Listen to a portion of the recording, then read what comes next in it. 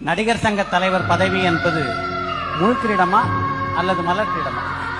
நான் பதவி ஏற்கும் பொழுது நான் ஒரு முள் கிரீடத்தை தான் தலையில வச்சுக்கிறேன். நான் ஆனா இந்த தடவை இப்ப போன ஒரு 25ஆம் தேதி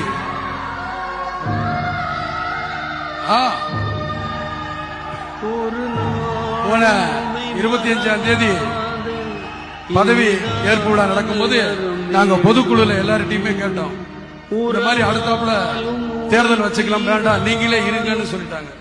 அதனால அப்ப நான் சொல்லும் பொழுது எல்லாரும் சொன்னாங்க, சார் முள்கிரீடம் வச்சுக்கிட்டு நீங்க தலையில இது பண்ணிட்டீங்க, இப்ப மலர் மாலை போட்டு வரவழைக்கும் போது ஏன் வேண்டாங்கிறீங்க? சரி, நான் ஒத்துக்கிட்டேன். எனக்கு லண்டன் வாழ் தமிழர்னா 2 பேர் தான். ஒன்னு தமிழ்நாட்டை சேர்ந்த தமிழர்கள், என் அன்புக்குரிய இலங்கை தமிழர்கள். இவங்க 2 பேர் தான் எனக்கு என்னைக்குமே இருக்கிறாங்க.